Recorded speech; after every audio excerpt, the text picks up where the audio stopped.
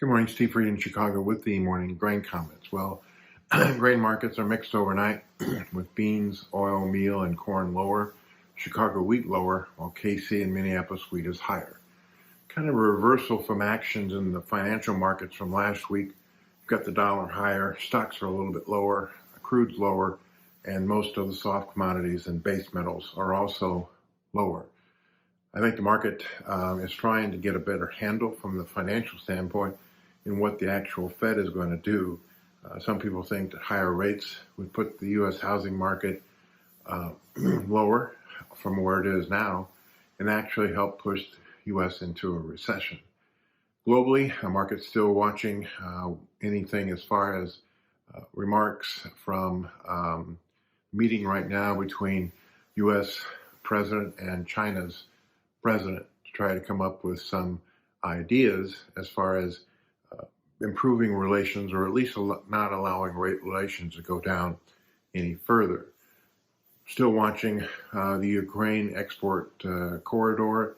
I think the two biggest unknowns in the grains is that corridor and whether it's going to be open or not. Most feel that it'll be open to allow Ukraine exports, which is bearish corn futures. The other thing is South America. And again, I think Argentina received some rain, especially in the west and in the north, to help plant soybeans. The forecast down the road is just scattered showers and favoring those areas to the west and north.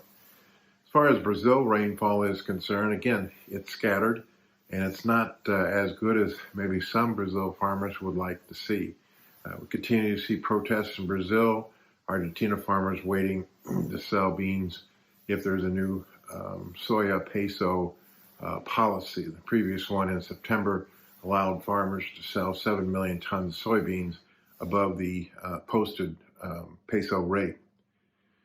As far as the technical side of the marketplace, I think corn continues to leak lower.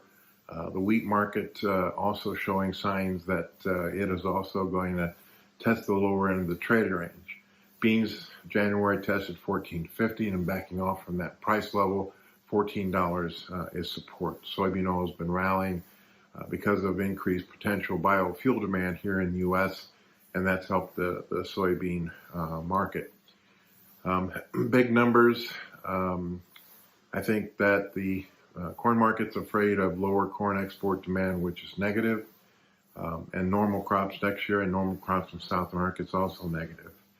On the beans, it's just how much beans does China need to buy and South American weather. And again, I think that especially July contracts forward are probably overpriced. And in the corn market, again, we are trying to test the lower end of the trading range. $7 seems to be too high given the demand, especially on the U.S. corn export side, while $6.40 should find some support from the strong domestic basis, especially to the feeders and the ethanol plants.